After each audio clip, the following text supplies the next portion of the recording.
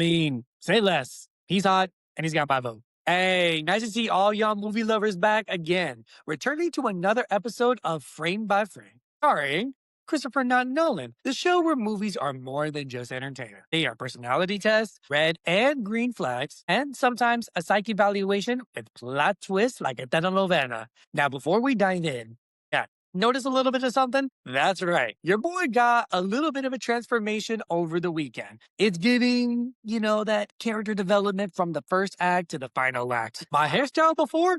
No, it was going through its own therapy session from a bad haircut. And now this is canon.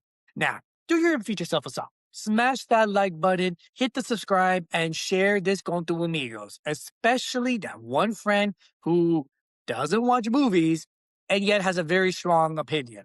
Now, I'm telling you, Bad Bunny didn't just go viral by watching movies or appearing in them alone. Now, he hopped onto that bullet train and got caught stealing the attention of 135 million viewers at the halftime show. Which, yes, I'm still dancing full fiesta if you can't tell from these videos. Now, I hope you got your popcorn ready and be comfy in your seat because let's begin.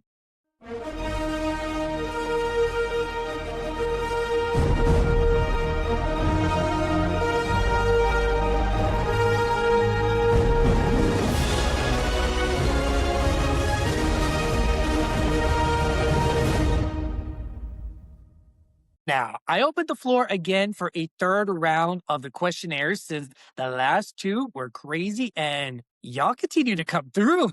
Now, the first question I got was I see you are a big Harry Potter fan from your episode with Ceci, although you failed to mention the house that you're in. Oops. Care to finally reveal that? Okay. Respect for checking me. So I will go ahead and reveal it. A little bit of a drum roll. I'm just kidding. Now, I am actually in Hufflepuff House. Ironic that I'm wearing the ring in this episode. I usually wear this graduation slash alumni Hogwarts ring to go and show it off. Funny story. Ceci and I, along with three others, we took a trip to LA in the summer of 2019. And at Universal Studios is where I actually took the no longer Pottermore House quiz, which asks very in-depth questions. Just so y'all know, everybody else that took the test, they didn't get the same questions either. So it was very in-depth about it. And that's how I found out. I've been a huge Harry Potter fan since I was a kid. Obviously, I read all seven books, I have all eight films, and the franchise just never gets old. And I can always rewatch them. The rides, the butterbeer, the Hufflepuff accessories. Yep, I'm guilty of all that. I can go on and on about the franchise, but I got a show to do. Let's step away from the magic and go into a video game on an alien moon. Oh yeah, I said that correctly. I'm talking about the indie game. I'm talking about the indie sci-fi horror film Iron Lung, where if you're claustrophobic, I'm warning you right now. You might want to step outside as you watch this. Based on the popular video game of the same name, Iron Lung was released on January 30th, 2026, 61% on Rotten Tomatoes, with a box office receipts of $50 million. And get this, it had a budget of $3 million. Y'all know his crew got big bonuses for this support. Now, the plot of the movie is that the survivors of the apocalypse send a convict in a small submarine to explore a desolate moon that has an ocean of blood after an event occurred known as the Quiet Rapture. Fun fact, this movie was written, directed, edited, and stars the famous YouTuber Markiplier, whose production company Markiplier Studios is also behind the makings of this film. And ironically enough, this is his feature film directorial debut. We stand hard work. Okay, it's giving A24, but make it gamer core with space anxiety. You can feel the indie spirit when you're watching this film. The limited budget, but yet there's some creative framing, those tight spaces that brings the crew to have to get smart with their cinematography. It understands that the horror isn't always about monsters, even though there's a monster in this movie. Sometimes it's about more about isolation and consequences. Respect when there is a lot of artistic creativity happening, especially in this film, because that is bold. That is visionary. For fans of the original game, it doesn't Hollywoodify the concept. There is no random romance. There's no comic relief bestie that goes ahead and dies first. No, it's mainly just you and your intrusive thoughts. At a certain point, though, in the movie theater, I kept leaning forward like, Are we ever gonna step outside of this? Yeah, they said no, we're not. The movie said claustrophobia is the plot. It's immersive, but if your attention span has been altered by TikTok, you might start be checking your phone constantly. The middle of the movie did seem to drag for a hot minute. And let's just say that if you're not fully locked in, it can start to feel like someone in a metal closet for 90 minutes. Now, we've seen similar concepts of someone being locked in somewhere for a period of time. Jodie Foster in Panic Room, Ryan Reynolds in Buried, and other films as well, where it is always a suspenseful plot device when done right and in an adequate timing instead of that very slow burn. Markiplier should be recognized, though, for making the atmosphere and the visuals very striking down to the details, and his commitment for playing the convict with enough grit and range, in my opinion. Now, for those that are fans of the game, y'all will notice those details and y'all will definitely give him like commendable work for it. I felt that he could have inputted more horror into it. Despite that, I'm always here for indie projects getting the exposure to enhance the independent film community. I mean, take a look at last year. Good Boy. Oh, that was well done. And then this film should be added as well for its work. And, well, I mean, for me as an actor, I would like to act in some independent films later on down the line. So cross fingers. Anyway, my Mingo grading for this is going to be a 6 out of 10. I'd watch out for Markiplier and when it comes to future horror projects. And because after this, he might have his own aesthetic that might work out well in the future. And if you haven't played the game by now or watched any of his videos on YouTube, go in and give it a shot. Now, moving on to my second question. I love the off script stories parts. Thank you.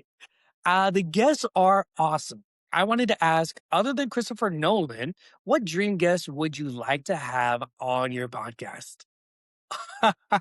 uh, I follow many actors and directors, right? This is a very tough question for me because I would like to have all of them. And especially the ones from my childhood to now the ones that I follow as an adult. Every single one I feel like would be an incredible guest. Now, in terms of some that I can think of at the top of my head, I would definitely love to have Anne Hathaway as a guest. I remember seeing her debut in The Princess Diaries. I've always been a fan of her work. I have followed her career ever since then. She's my favorite Catwoman. No offense to the others, though. I would love to have her on in the future if this podcast blooms. I would also like to have this is a coincidence. Tom Holland. I feel that he would be an incredible guest. And with his personality, he and I would just have a hell of a time talking about his early Broadway days to him being robbed of an Oscar nomination for his work in The Impossible, one of my favorite films of his to this day, by the way. And just to him being my favorite Spider Man. Okay, I know some of y'all. Strike two, don't let his involvement with Marvel fool you. He is an incredible actor and he deserves a lot more dramatic work. Trust me, y'all look at his work and you can see his range. I personally cannot wait to see how he does in the Odyssey. And the list of the future guests just goes on and on for acclaimed actors, directors, and even musicians too. Now, wait till you hear what today's guest has to say.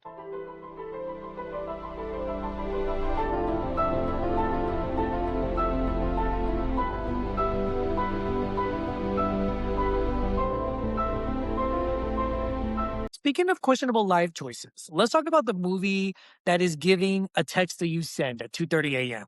Whether it's The Walk of Shame, a drunk text on a Friday night, or maybe to your therapist, or you're just on your bed scrolling through someone's Finsta, etc. And somehow Rachel McAdams and Dylan O'Brien thought, sure, let's emotionally spy on camera. Oh, yes. I'm talking about their great film, Send Help.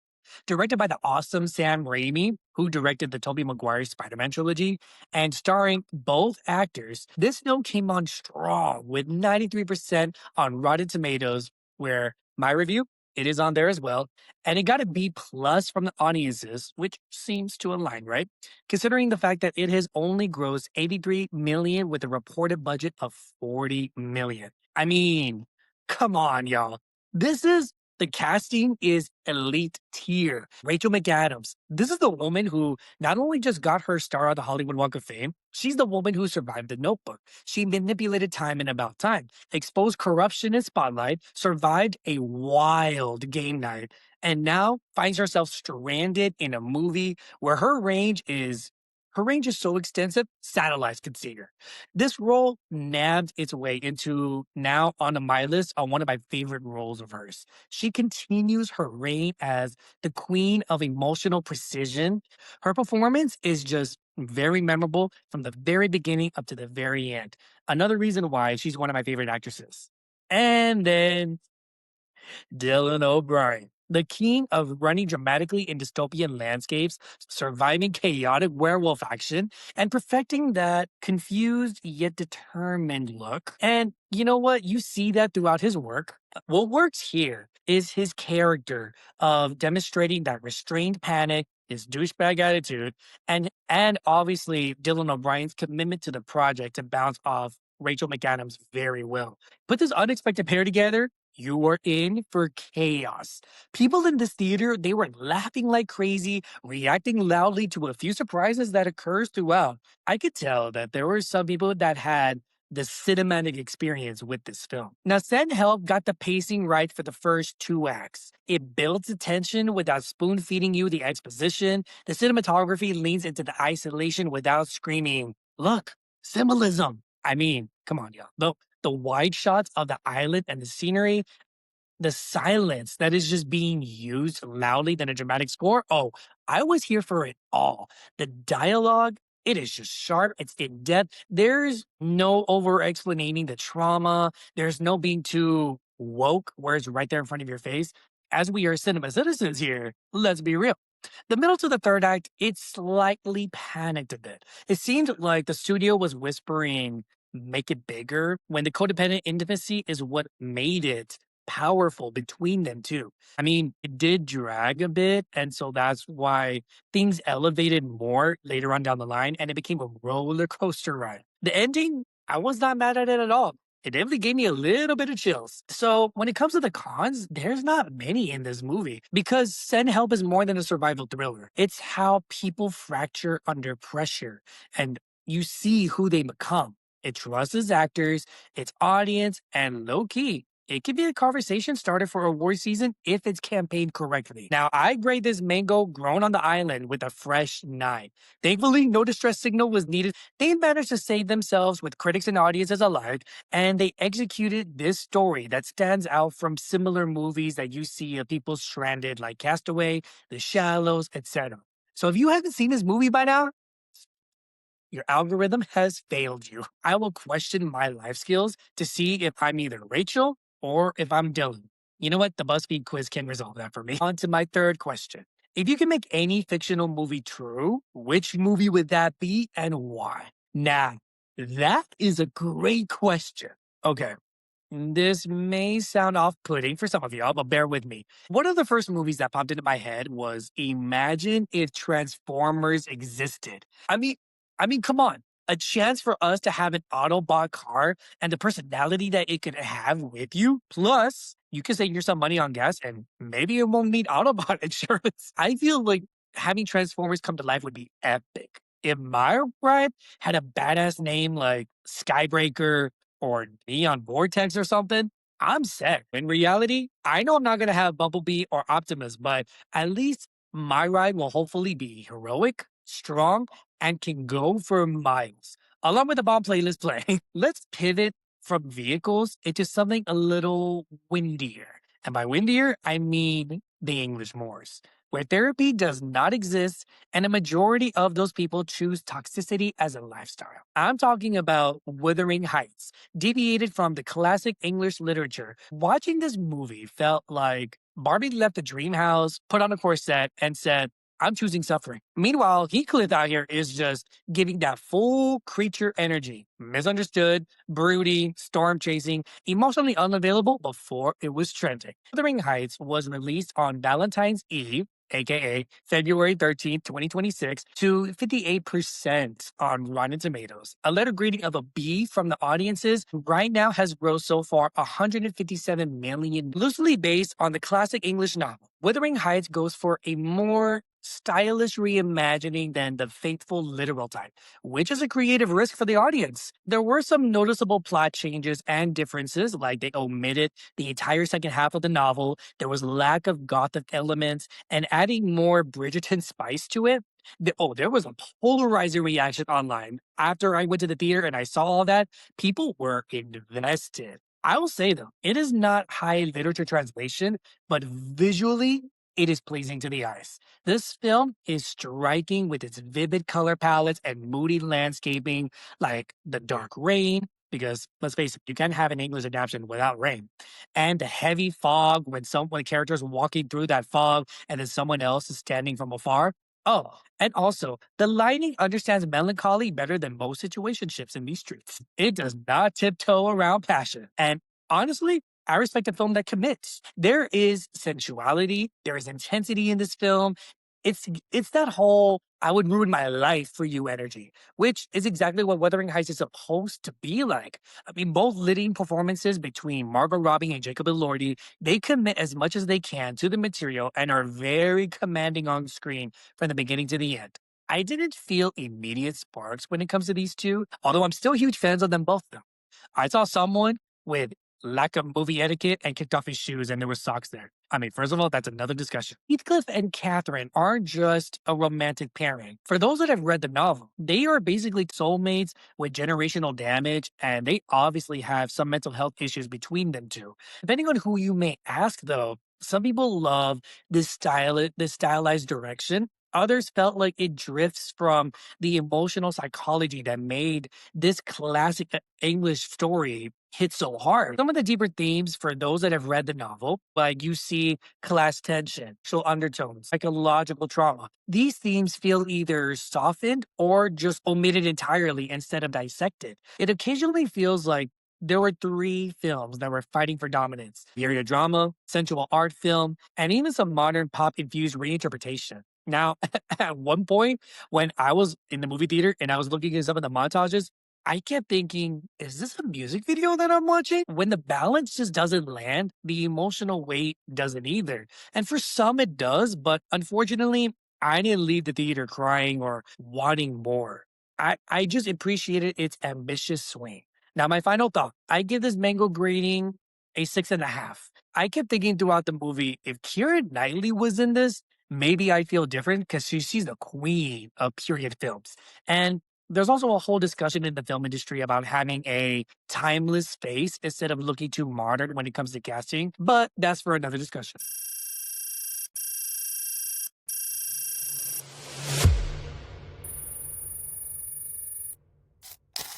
Now, on to my final question. Are there any Oscar nominated films you think are not good?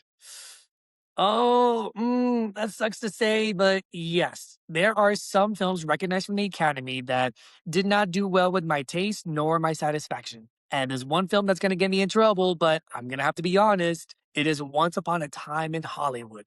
Despite the great director, the stacked cast, and it got 10 nominations at the Academy Awards, this film just dragged for me. It is known as one of the best films of the 21st century and is Quentin Tarantino's favorite film that he's made, which I can see that he had fun directing this. And no shade to him, but it's not mine. Visually, it is appealing. The performances, they did the best that they could, but the pacing was very slow. And the plot just didn't stay captivating where it should have been. I saw people in the theater, I still remember it. I remember people walking out of the theater 40 minutes into the movie. And yo, the movie is literally 160 minutes long. Do the math. Another film that is controversial to this day is the Netflix film Emilia Perez, which did not represent Mexico well. There's a lot of controversy behind this film, and I stated these issues in the very beginning of my podcast last year. It was around the time that Emilia Perez was getting all these headlines. So I'm going to go ahead and let y'all do your research, and then y'all can figure it out from there. Now, stepping into a film where you put Thor, Hulk, Orm, and Saltburn in an elevated heist crime thriller, Marvel couldn't up the stakes. We have Crime 101, starring Chris Hemsworth, Mark Ruffalo, Halle Berry, and Barry Keoghan. This film was also released on February 13, 2026, to 88% from Rotten Tomatoes, a B from the audience, so far has grossed 46 million with a reported budget of 90 million. Yikes. Now, on paper, This sounds like a superhero reunion minus the CGI budget. Set against this sun drenched, ultra wealthy coastal California backdrop, the performances they deliver well.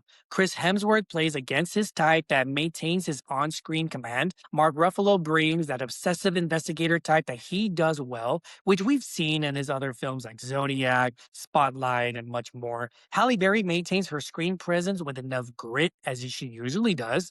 And Barry Keoghan, oh, he amps his craziness up. Now, all of these performances, they're not flashy. They just know their environment well. And these performances, while they are controlled, matured, and definitely well acted, sometimes it felt a little bit too controlled. More of where you're sitting in the movie theater and you admire these characters more than you connect with them. Think of it as an example, like if you're watching gods walk among mortals, emotionally they're still up at Mount Olympus. That's that's how I felt with it. The Malibu backdrop provides the film that whole morality versus wealth undertone that brings the whole crimes in paradise type of plot device. Now, the atmosphere, it is immaculate. The tension, subtle. The pacing, on and off to where if you need car chases every 15 minutes, you might start checking your phone on instinct. And the stakes, they're intellectual. Like you understand the danger, but you don't always feel it in your chest like how you want to. And also, the romantic scenes aren't as investing as we would like them to be. And the big setup of the action that happens towards the very end, it didn't hit well like Thor's Hammer would. Is Crime 101 a sleek, elevated crime drama about control and moral erosion? Or is it a beautifully shot, slow burn that needed just a little more Hulk smash energy? For me, it's somewhere in the middle. In a world where everything is loud and chaotic and algorithm driven, there's something bold to me about a film that just whispers. Now, I give this film a fresh mango grading of an 8. This thriller chose mood over mayhem, and it knows how to tackle morally gray areas as a discussion piece. Let's be honest, y'all. Films aren't just 2 hours of pretty lighting and attractive people trauma bonding. They're cultural time capsules. They're therapy sessions with a soundtrack. They're proof that art imitates life and sometimes exposes it. Now, let's just throw the screenplay out the window and talk about movies with no filter in my next segment. Off script stories.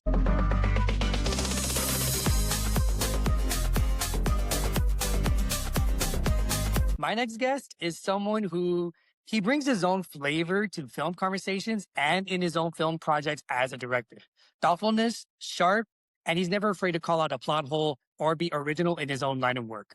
I've worked on him with numerous collaborations and numerous projects, and y'all, come on, give a warm welcome to First Class Cinema, Valdemar. So, Hey, bro, thank you for having me, Christopher, not Nolan.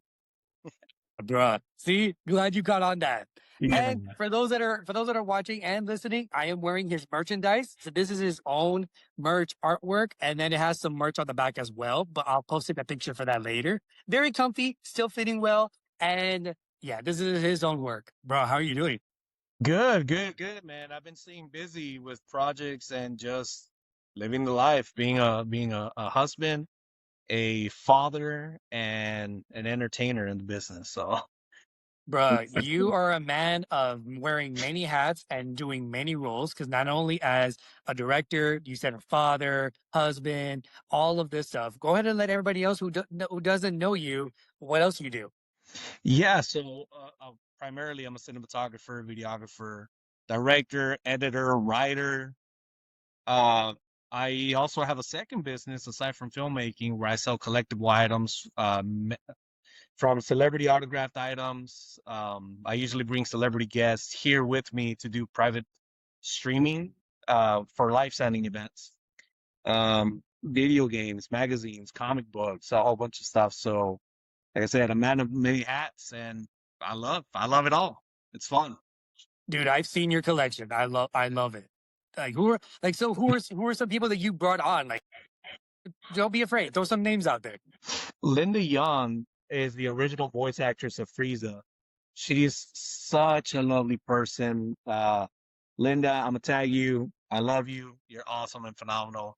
She's the original voice actress of Frieza from the Dragon Ball Z series that we grew up watching right back then. Yes. And man, she's got a pure soul. She's funny, she's witty, and just very generous. So uh she's definitely one of my favorite guests that I've had. I've also had Chuck Huber along, who voices Android 17. Linda Young also plays as Lady Genkai in Yu Yu Hakusho as well.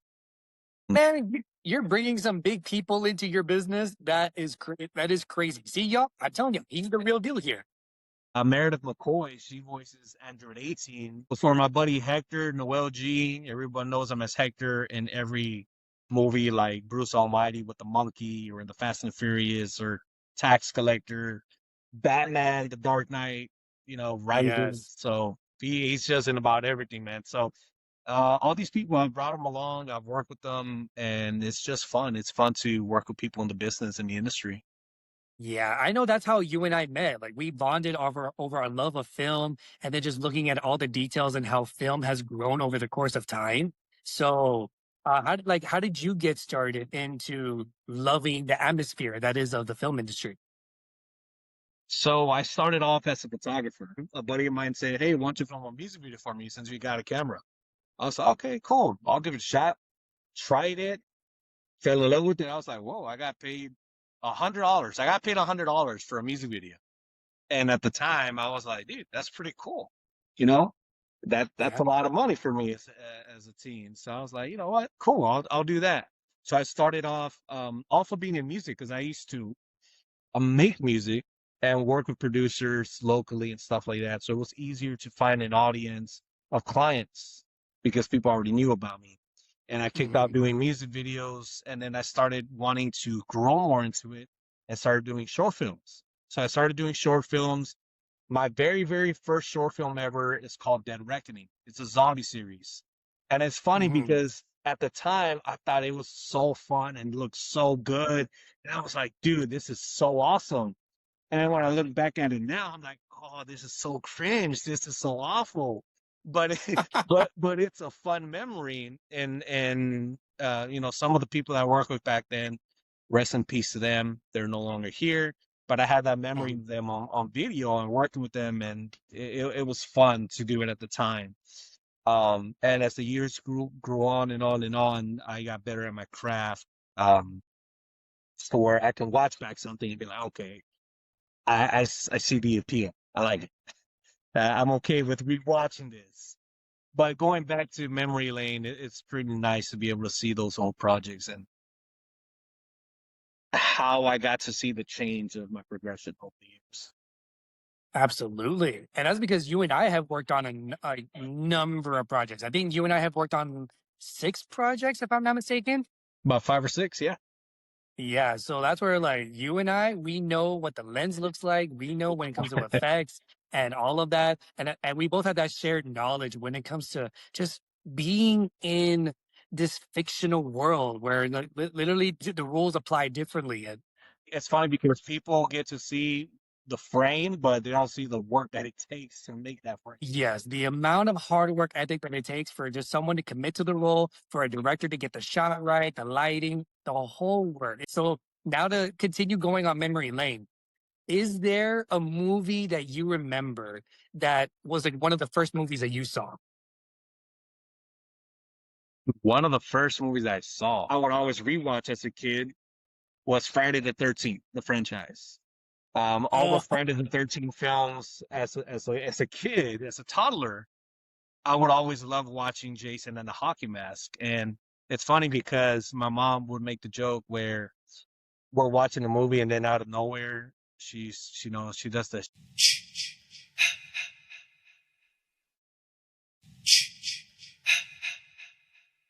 right? uh-huh. And she does a little thing. And then as she told me that as a kid, I would turn around and I'd be looking like, where's that? Where's he coming from? Wait a minute.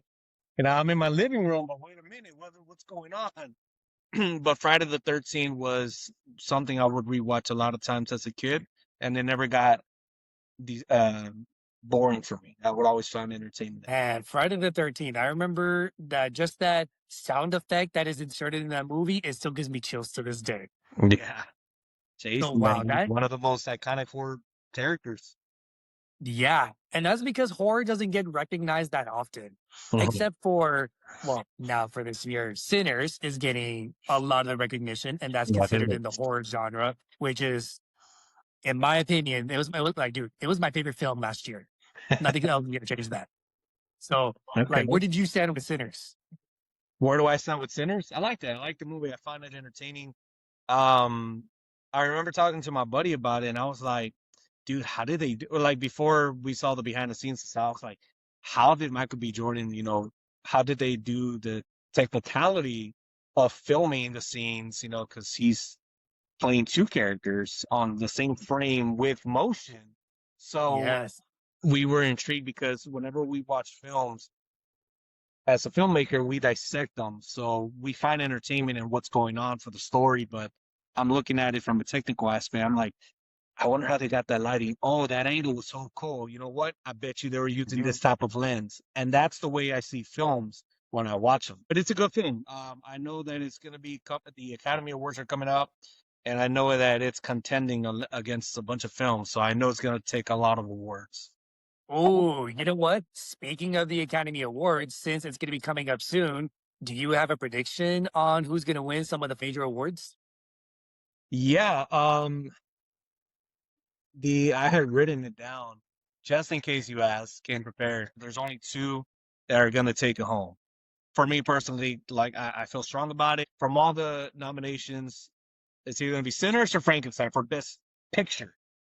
And it's kind of close and kind of hard because I saw Frankenstein visually, it's captivating. Like it's Frankenstein was my second favorite film of last year. was It is it? just aesthetically breathtaking. And Jacob Elordi as the creature was just mind blowing. I love that film so much. I would not be disappointed if Frankenstein were to get it. It's either one of those. I'm telling you, that's what I got for either one. And then another one that they're doing is the best director. So Sinners Yes. for Ryan Coogler or Hmm. Thomas Anderson for the One Battle After Another film. Yes. So I feel it could be either one for best director, right? Speaking in the sense of directing, but I think Hmm. Sinners, and I think Sinners might take a lot of the awards because of the technicality that went into making the film. I know that when it comes to best director, I was a little bit disappointed that Guillermo del Toro was not nominated. Yeah, I feel that. What What about best actor and best actress? Do you have a prediction there? Best actor, yeah. On actress, I went with Tiana Taylor for One Bad After Another because she plays a big part into the film, but also I'm biased and I can admit it because Tiana Taylor's awesome. I like her. But I also haven't seen some of the other films in the list. Okay. So that's where I'm going with her based on what I've seen. As far as Okay. acting goes, Jacob Elordi or Benicio del Toro, I think Jacob would probably be the best actor. I really hope that Jacob gets it because both Tiana Taylor and Jacob Elordi for best supporting in their fields, I really am rooting for Jacob. Yeah. It's just he was very captivating. Have you seen Timothée Chalamet and Marty Supreme? Marty Supreme, yes. Great movie. I So actually wrote him because I feel like that could be either one of the best screenplays aside from Sinners. I do have that one as who I think might win best screenplay, the Marty Supreme. okay. And I also have him in debate for best actor because for that Yeah. one, I have Michael B. Jordan. And with him, again, he plays two characters. So he has two chances of how good he is, right? But Marty Supreme, Timothy really did a phenomenal job, I think. I think he did a really solid job in it. Yeah, Marty Supreme was my also, it's ironic how you name my films in order because Marty Supreme was my third favorite. I really wanted him to win last year, but since he was robbed, I was like, okay, I want him to root this year. But then Michael B. Jordan, man, he just Yeah. playing those twins is something else. When the Academy Award happens, we're gonna see how accurate you are and how accurate I am because I have some different takes as well. Let me ask you a question. For best cinematography, who do you think is going to take it? Cinematography. Bro, oh my. Remind me, who's on the list again? Sinners is on the list, of course. Yeah, I feel like Sinners, Frankenstein. What else? I think One Battle After Another is also. Okay. You know what? That's a good question. I'm hoping that I think my cinematography is gonna have to go with Frankenstein if that one's on there. Of course, you got Michael B. Jordan right over here, and then you got Jacob right here. But when it comes to Mhm. the cinematography, it's an even field. But the technicality of both films, it's where it's like, damn, like, is who's gonna take it? You know? I really don't know. That's why I feel I hope that what they're gonna do is they're really gonna look at the analytics of everything in every department, hair, makeup, costumes, soundtrack, cinematography, all of that, and then just really pinpoint it to where they don't give it all to one movie. That because every other areas they succeed better than some of the other ones, Yeah. and it all depends. So I really hope that they do spread it out and then see. But cinematography, I feel like my gut instinct is Frankenstein. Okay. All right. We're avid movie lovers. You and I have seen a plethora amount of films. What is a movie that you could think of that has shaped who you are as a person today? Jason, It doesn't Friday have to the be 13th, because that takes shit from nobody. I just go through it and I axe it down. It's a very good question. I'll be honest with you. That's going to be the best answer I can give you because circumstances in life put me to where I am today. But to base it off of singular film, that's tough. That's a challenge. But if I get put down, I get back up and I'm back at it. And I will face you again, and I'll face that problem again and again and again until it gets the job done. You can't kill, you can't kill me like that. Let me tell you, out of all the answers that I've heard, that's probably the wildest one so far. So, hey, but Friday the 13th, honestly, it is an iconic franchise. I mean, given the timeline, it is definitely staggered and definitely not the most smooth in terms of the way it's continued its timeline and all of that. And especially now, it's taken 17 years since we've gone something with Jason. It The is crazy. the legal work, man, the legal work with it. I mean, I know who is it, Peacock. I'm excited for that, even though it's not Jason. It's something the closest thing I can get to now. So I'll take it. I'll take it any way it comes. To be honest. Oh my. You know what? I have one more question for you before we wrap this up because there has been a lot of conversations happening recently with the use of AI in film and the fact that the film industry, the scope of it is changing, considered how we have new forms of camera, 4K filming. Back then, the technology was different, the storylines were different, and there is a plethora of discussions happening out there. So, in your opinion, where do you think the film industry stands today compared to how it used to be? A lot of people were upset when digital cameras took over. And you cannot stop change. We progress and we continue progressing, and it'll continue to progress. We will have AI actors. We will have AI films. We will have that. And as much as you can deny or hate the idea of it, it's going to happen. You could be with it or against it, but it will happen regardless because that's what happened when digital cameras came into the frame from film cameras. People were Mm, scared of the internet. People were scared of washing machines and microwaves when they were first starting off. yeah. And guess what? It's a convenience. So it's no different than Tesla vehicles, right? A lot of people love Tesla. They love smart vehicles. Um, but you still have a market for gasoline driven vehicles, right? So you will have AI actors, you will have AI films. Just don't watch it. If you don't like it, just don't watch it, don't support it. But there will be a market of people that are with it. Now, it can take away jobs, but it can create jobs as well. A lot of people talk about the fundamentals of filmmaking when it comes to that. I'm pro AI. I will say that to convenience. Hmm. If I'm working on a film as an independent filmmaker, it's going to cost me 10 grand to do pyrotechnics and hiring a pyrotechnic crew to do an explosion of something or somehow. But with AI, I spend maybe $500 max, and I get to do something realistic, something with detail, different camera angles, because AI made that convenience for me on an independent film budget. So there's that. Personally, I find the convenience of doing that. Now, some people will disagree and say, "Hey, you're taking away jobs from a visual effects artist, right? From the people that do VFX." But here's the Mhm. thing: if you're already in the market of doing that and you know how to do that, why not use AI to take shortcuts to make your job easier for you, working smarter, not harder? And that's the way that I see it. The people that hate it are the same people that use AI on a daily basis. If you're using Google, you're using AI. You're using your smartphone, you're using AI. You're using this platform that we're on right now, you're using AI.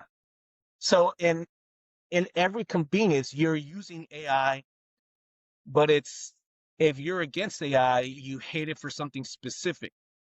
It could be an actor per se.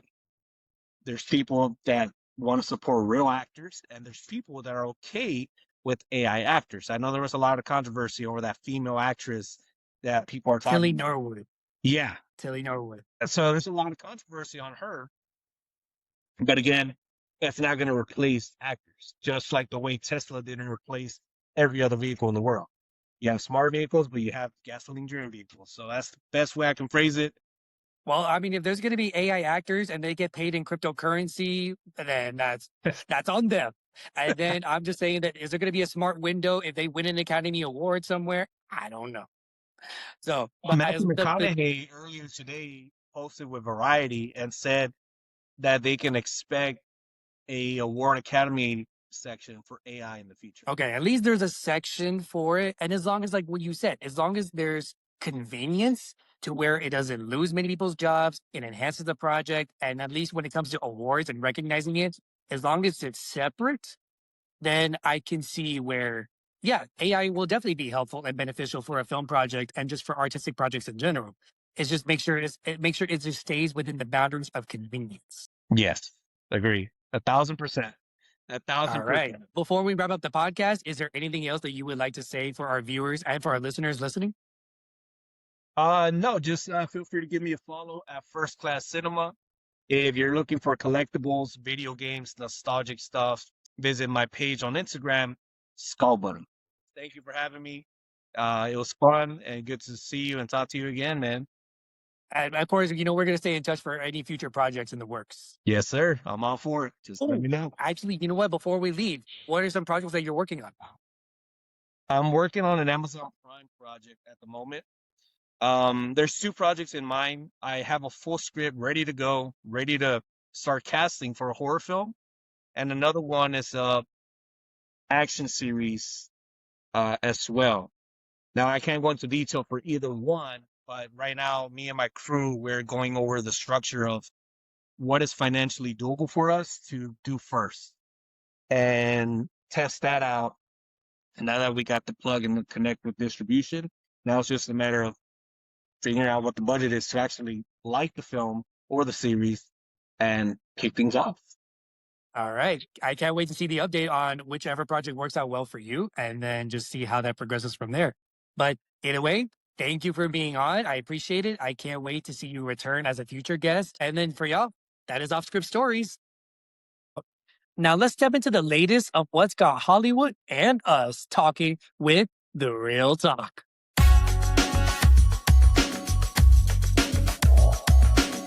There are now new trailers for Project Hail Mary and Masters of the Universe that are out now for y'all to see. Nicholas Galitzine got ripped as fuck for his film, and Masters of the Universe is definitely on my list to watch. The Scary Movie 6 trailer is showing with Scream 7. Anybody else anticipating this besides me? The new Toy Story 5 trailer is out now. Go and check it out on YouTube and see who else got that nostalgic feels like I did. And also seeing that Woody apparently is getting old with that bald spot. New casting was just announced for McKenna Grace as Daphne in the new Scooby-Doo upcoming adaptation. I say, now, my 2 cents, just cast Mason Tate and you're good to go with that pairing. Winona Ryder will appear in Wednesday season 3. I mean, just keep this duel together. There was all of this talk about James Bond, who's going to fill in and who's going to step up to the plate. There is a rumor that Jacob Elordi is possibly going to be filling in for that spot after a reported discussion with the director from Dune, Dennis Villeneuve. I mean, say less. He's hot and he's got my vote. Now, in sequel news, Leonardo DiCaprio and Christian Bale will reportedly face off in the sequel Heat 2 from the very first Heat film with Al Pacino and Robert De Niro that was released in the 90s. Yo, that was very high profile at the time, having two iconic actors face off against each other. And honestly, with this sequel and these two actors being cast, I'm not mad at this. Both Oscar award-winning actors have incredible range, great filmography, and I bet you that they can face off well with an intense stare. Let's see how this goes. TMNT 2 Mutant Mayhem 2 has been moved up to August 13, 2027. So, Shredder may come sooner than we think. On to a serious note, RIP to Catherine O'Hara, best known from Home Alone, Beetlejuice, Schitt's Creek, and a lot more. Robert Duvall from The Godfather, Eric Dane from Grey's Anatomy and The Lost Ship, James Van Der Beek from Dawson's Creek, and Robert Carradine, one of my first TV dads growing up as Sam McGuire, father of Lizzie McGuire.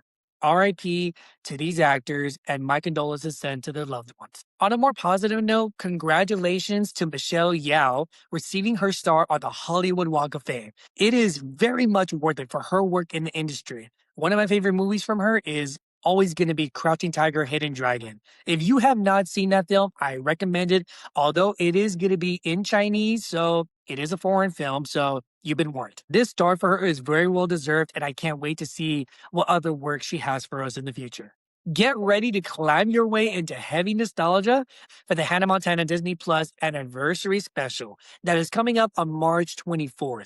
Yo, if you are not anticipating this anniversary special like I am, this is going to blow up like crazy. We're going to hear hits from Best of Both Worlds, Nobody's Perfect, He Could Be the One, Life is What You Make It. People are already ready for this. I've been seeing the videos on TikTok and it is wild. Now, why don't you go ahead and drop us some of your go-to Hannah Montana hits? Scream 7 is now released in theaters. A well-respected franchise known for adapting with the times while simultaneously being creative in its storylines and its consistency to the meta rules of horror films. Oh, I will be reviewing this film in the next episode. Be on the lookout if I show up to one of your theaters. And that's a wrap, y'all. Thank you for pressing play, whether you're watching on a giant screen, on your couch, or your cracked iPhone at 2 a.m. You're part of this story too. Until next time, keep your popcorn hot, your opinions bold, and keep your heart open to the magic. Because as they say, the stories we tell shape the lives that we live. See y'all in the theater soon.